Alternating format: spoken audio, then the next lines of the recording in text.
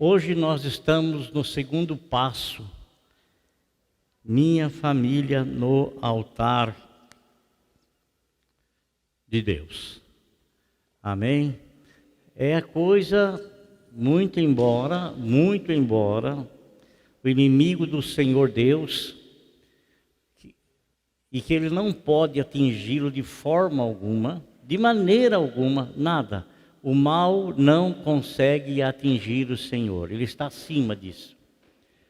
Não podendo atingir o Senhor, ele quer uma vingança e quer atingir aqueles que foram feitos à imagem e à semelhança de Deus. Eu, você.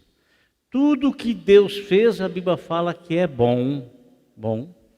A Bíblia fala que o Senhor fez isso, fez aquilo, e Ele achou bom. Olha aqui, para Ele achar bom alguma coisa, tem que ser feito com perfeição, porque Ele é perfeito. Você já viu aquelas pessoas exigentes? Eu tenho um cunhado meu, que ele ficou um ano, colocando azulejo na casa dele. Um ano, e o banheiro da casa dele não era muito grande. Tamanho cuidado que ele tinha de colocar, de medir, muito meticuloso, sabe? Assim, a pessoa, é algo dele, é algo que está nele. A mesma coisa que nós olharmos a perfeição com que ele quer fazer as coisas, porque é uma pessoa que vê os detalhes e qualquer detalhe ele vê como defeito, diferentemente de outras pessoas que funcionando está bom. Não importa se está de cabeça para baixo, não importa se, né, funcionando está bom, é isso que basta. Então, meus irmãos, nosso Senhor Jesus Cristo, então Deus fazendo as coisas e achando bom, porque foi feito com perfeição, né? Uma única coisa que Deus disse que não era bom, era que o homem estivesse só. Ele viu que não era legal o homem estar só, porque todos os animais criados tinham sua companheira, seu companheiro, né? E aí então ele criou Eva, né? E disse para Adão e Eva lá que o desejo dele, o desejo do Senhor é que eles crescessem, se multiplicassem, enchessem a terra. Era a vontade do Senhor que tal coisa acontecesse. Então, a instituição da família é algo divino, é algo bom, muito bom. Mas como tudo que Deus fez é bom, e tudo que é bom, Satanás ele quer destruir porque ele é mau, ele tem um alvo. Ele não consegue alcançar a Deus, ele não consegue ofender a Deus, não tem jeito, não tem como. Então ele quer vingar nas pessoas que foram feitas especialmente por Deus com sua imagem e semelhança.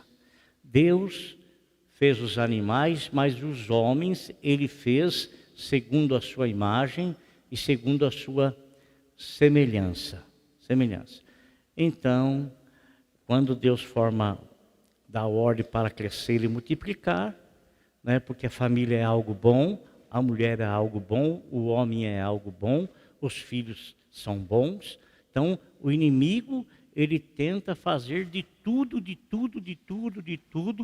para que o mal se instale na família, para que muitos pais sejam tremendamente alcançados através do sofrimento, através das dores que muitas vezes vêm e alcançam os filhos. E se tem uma maneira muito simples de alcançar os pais, é atingir os filhos, né? Mexeu com os filhos, né? Mexeu com os pais. Então, muitas famílias em sofrimento, muitos esposos, muitos casais que infelizmente caem no laço de Satanás, e levanta-se um ódio e levanta-se às vezes uma disputa interna, uma disputa dentro de casa, para saber quem é que manda mais, se é ele ou se é ela, né? Tudo isso para enfraquecer a instituição familiar, o casamento e a família. A Bíblia fala que a nossa luta não é contra a carne e contra o sangue. Não é. Quer dizer, quem é carne e sangue? É o homem, é a mulher. Então a nossa luta não é contra as pessoas de carne e osso.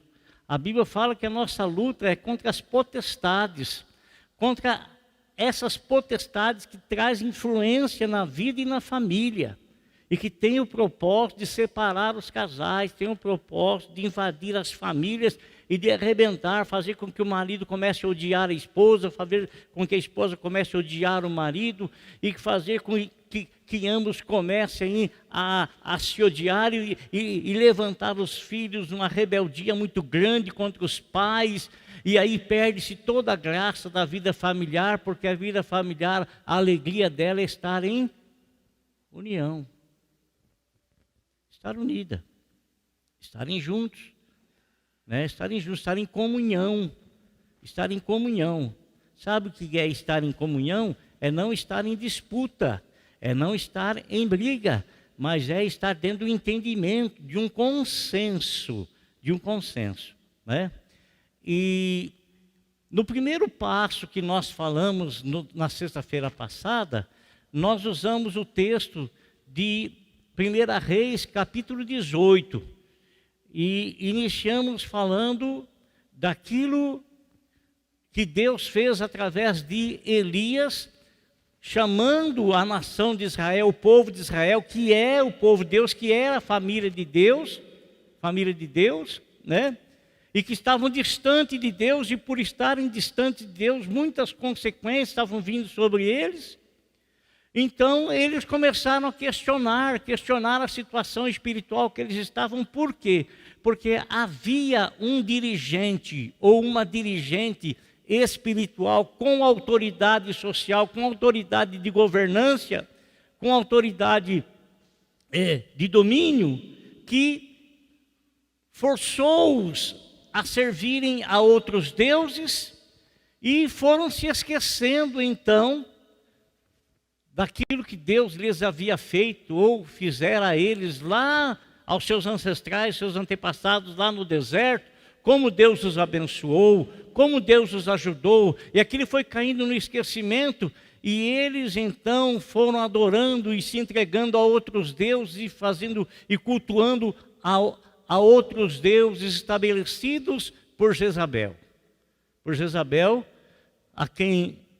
Que casou-se com Acabe e que dominou Acabe, que era o rei de Israel, dominou Acabe, e que Acabe sujeitou-se aos caprichos dela, à autoridade dela, né? E consequentemente trouxe uma desgraça espiritual para Israel, que foi banir Deus daquela nação. A semelhança é muito parecida, viu? Muito parecida com algo que está querendo acontecer por aí. Então, irmãos, nós usamos o texto ali, aonde Elias, ele chamou a atenção. Eu tirei o texto aqui. Em 1 Reis, no capítulo de número 18, no versículo 30, ele chamou a atenção do povo da seguinte maneira. Ele disse: então Elias disse a todo o povo: aproximem-se de mim. Logicamente, Elias era o representante de Deus. Então, no ele usar aproximem-se de mim, nós usamos como primeiro passo. O primeiro passo de um homem para mudar a sua história, de uma família para mudar a sua história, é aproximar-se de Deus. Aproximar-se de Deus.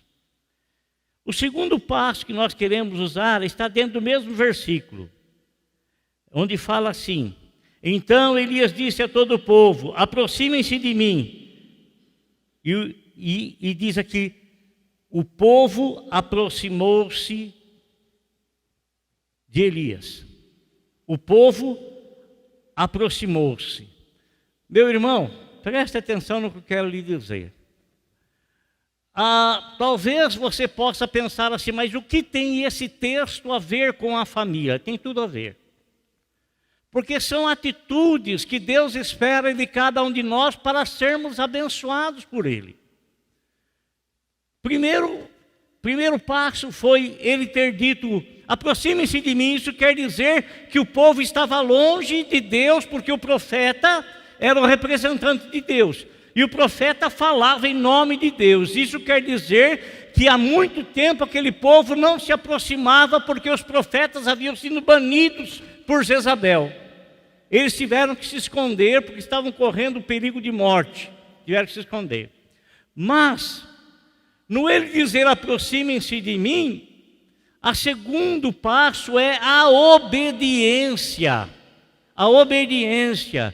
Irmão, a Bíblia fala assim que a obediência, ela gera a bênção. A obediência gera a bênção. Você não tem que temer absolutamente nada, se você tiver uma vida correta, se você estiver andando dentro daquilo que é prescrito nas leis, você não tem que ter medo de nada. Você tem que ter medo se você não estiver andando em justiça. Se você estiver fazendo alguma coisa errada, ou se você estiver cometendo algum ato e que você está desafiando a lei, que você está quebrando a lei, então você deve temer, porque você está em falta com a lei, e a lei pode vir te cobrar. Pode vir te cobrar. Aí você deve ter medo, porque você é devedor. É devedor. Agora, irmãos, a obediência gera bênção na nossa vida.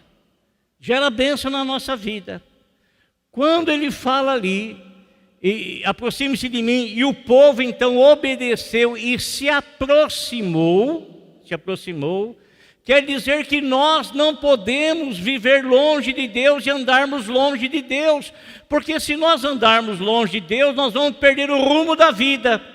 E não adianta você dizer que você vai coordenar a tua vida, que você vai direcionar a tua vida, que você vai dirigir a tua vida. Que poder que você tem para fazer isso? Que poder que você tem de se autogarantir no amanhã? Que poder que você tem, que autoridade que você tem? Então, quando a Bíblia fala assim, entrega-te ao Senhor, entrega teu caminho ao Senhor, é porque o Senhor quer direcionar os teus caminhos, quer direcionar os teus passos. Mas para que tenha essa atitude, é necessário que você faça a sua parte. Deus quer se aproximar de você. Deus chama você para você se aproximar dele. O profeta disse assim: chegai-vos a Deus, e Deus se chegará a vós. Chegue a Deus. Mas que Deus que eu devo chegar? Pastor, lá em casa, pastor, eu comprei, sabe o que eu comprei? Eu comprei um pé de coelho, e disseram que o pé de coelho vai me dar sorte. Eu até ando com ele no bolso. Coitado do coelho, né? Perdeu a... Eu ando, sabe com o que, pastor? Eu ando com uma reza na carteira. Lá na minha casa, eu tenho lá um artigo religioso que comprei numa cidade religiosa. Aí eu ponho lá, está lá aquele artigo religioso. E eu olho para aquilo lá, eu acho que aquilo é o Deus. Mas foi feito por alguém igual eu. Como é que pode ser? Como é que um homem pode fazer Deus? Deus fez o homem à sua imagem e semelhança. Mas a Bíblia fala que o homem ele não pode ter essas atitudes, porque isso é abominação ao Senhor. E tem muitas pessoas, amado, que eles querem a bênção de Deus, querem o livramento de Deus, mas Deus está falando, está mostrando o que é para ser feito e não faz. Tem dó, tem pena. Pena do quê? Pena do quê? De uma coisa inimaginável, de uma coisa inexistente, de uma coisa que foi feita pela mente humana, um formato de alguma coisa humana, de alguém que... Então, meu irmão, olha, Deus é assim, Pai, Filho e Espírito Santo. E você não pode ver, você não pode ter a imagem dele na tua casa, porque ninguém consegue fazer a imagem de Deus. Ninguém. Você não pode ter absolutamente nada, porque os verdadeiros adoradores, tem os adoradores falsos, mas o verdadeiro adorador adora a Deus em espírito e em verdade. Amém? A verdade está aqui. Eu sou o caminho, a verdade e a vida. Deus é espírito. Então eu adoro a Deus que eu não posso ver, porque Ele é espírito, mas Ele recebe a minha adoração, porque eu não faço uma adoração olhando para qualquer objeto inanimado feito por vontade humana. Eu adoro a Deus porque eu também fui feito em alma, em espírito. Então eu adoro a Deus em espírito e na verdade da palavra dEle.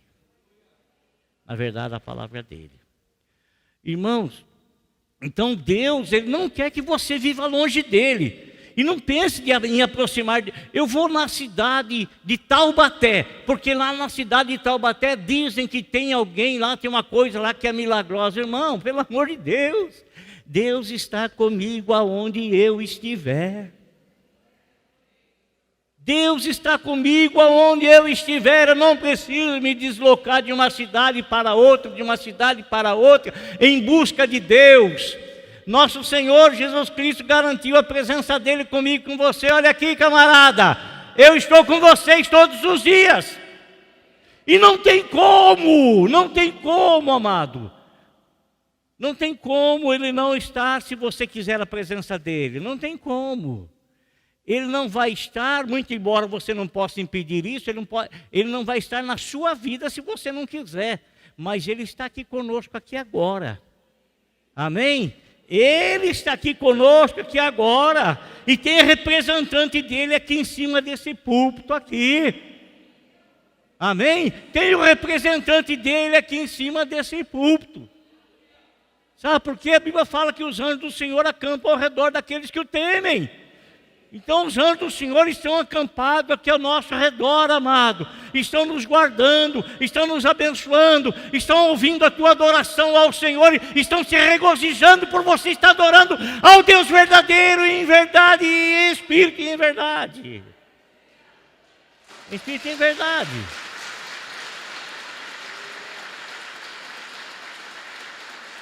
Glória a Deus pela tua família, irmão. Glória a Deus, porque você lá na tua casa, quem sabe, sem muito balbúrdio, não, falando... Não, igual aquele camarada.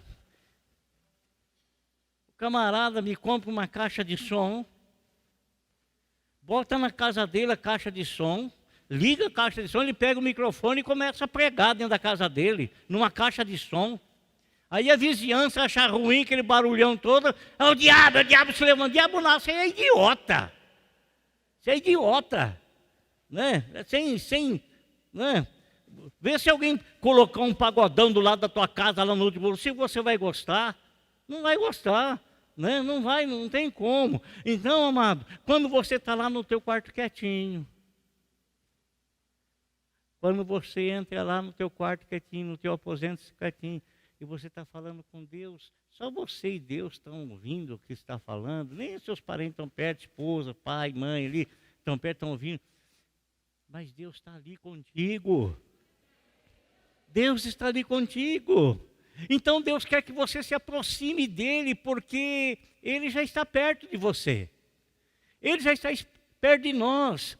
E sabe, irmãos, o Senhor Jesus Cristo, o Senhor Jesus Cristo, esse bendito Deus nosso, que um dia hei de vê-lo, Ele estava pregando no templo, estava anunciando no templo. E quando Ele olhou as pessoas assim, irmão, é uma coisa fantástica, uma coisa fantástica. Ele olha as pessoas, irmão, Ele olha as pessoas e Ele vê os corações apertados. Ele vê as pessoas que estão tristes, Ele vê as pessoas que estão chateadas, Ele vê as pessoas que estão com problema na família, ele vê as pessoas que estão com problema no trabalho, ele vê tudo que a pessoa passou naquele dia. Ele olha assim as pessoas, ele sabe o pensamento que a pessoa está tendo. Hoje não foi um dia legal, ele sabe. Ele sabe. Então ele estava no templo pregando, irmão. Eu quero dizer que ele conhece o teu coração, ele conhece a tua alma, ele sabe tudo a teu respeito. Ele é o teu Deus. Teu Deus.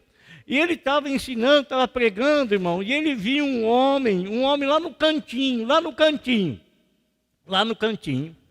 Ele viu aquele homem lá.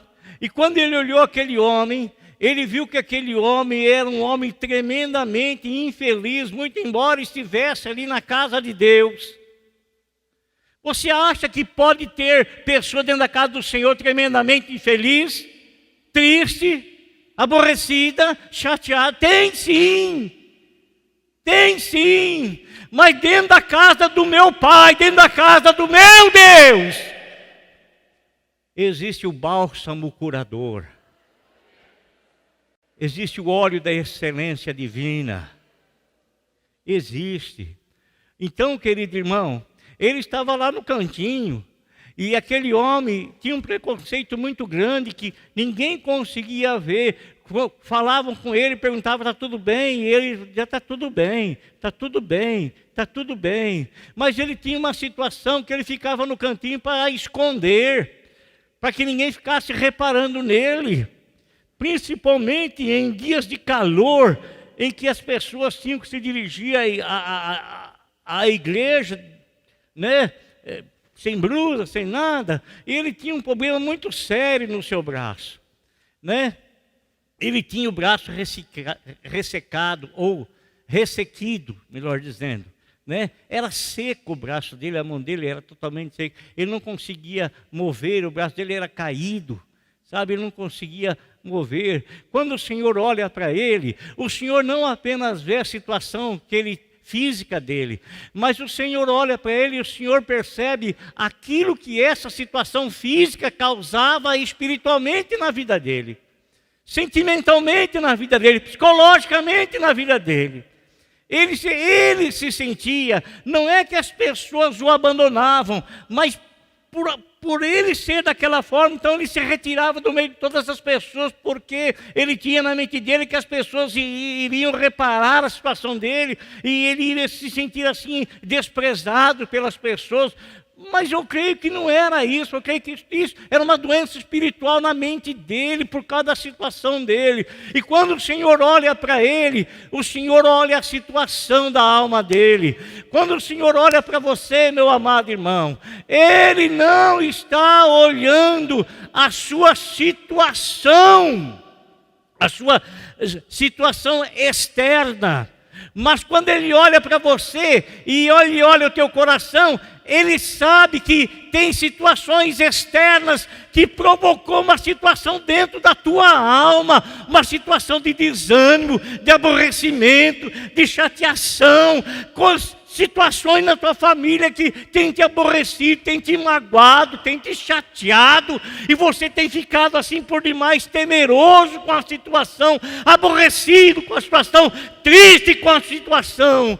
Mas o bálsamo sagrado, que ele seja derramado sobre a tua vida nesta noite, em nome do Senhor Jesus. Quando o Senhor olhou aquele homem, sabe o que o Senhor disse para aquele homem? Oh, vai mais para trás, se esconde mais. Foi isso que o Senhor disse? Não. O Senhor disse, vem aqui, vem aqui na frente, aproxima-te de mim aqui. Vem cá.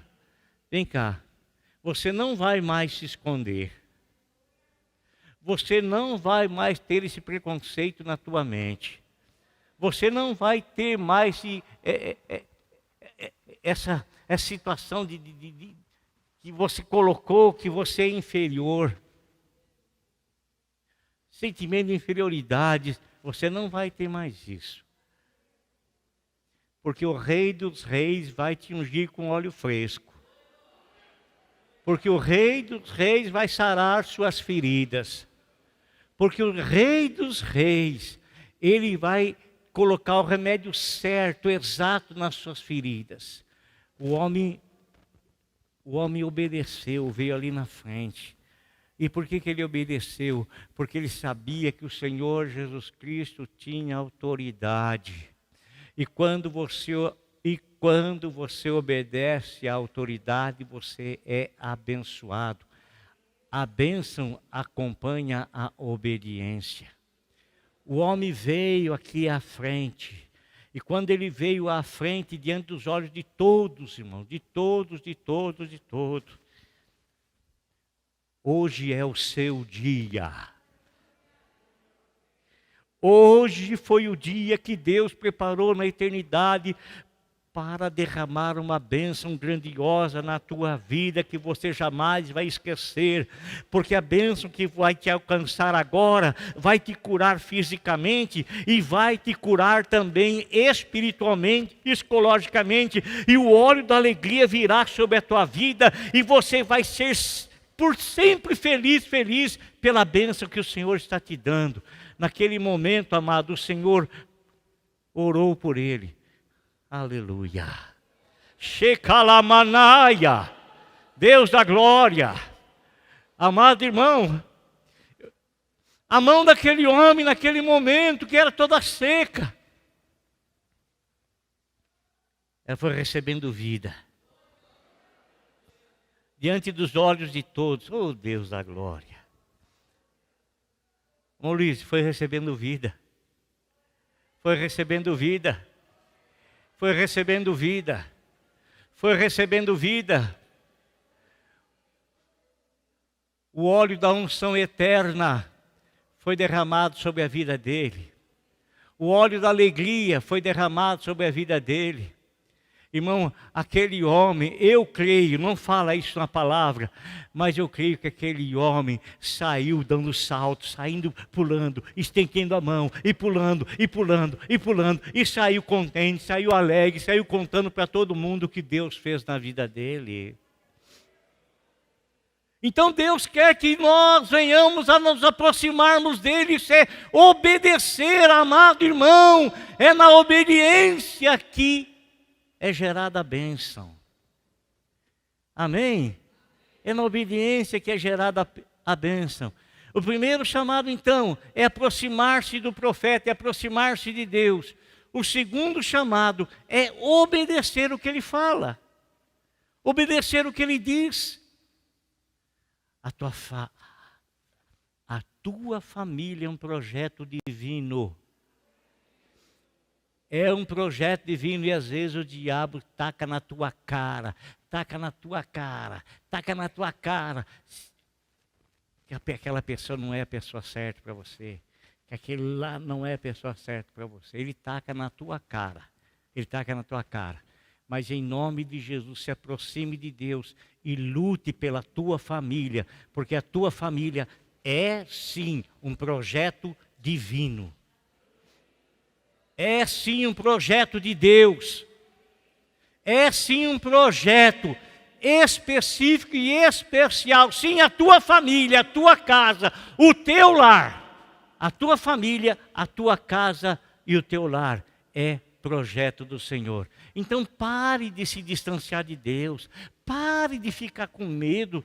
Pare. Eu estava pregando ontem.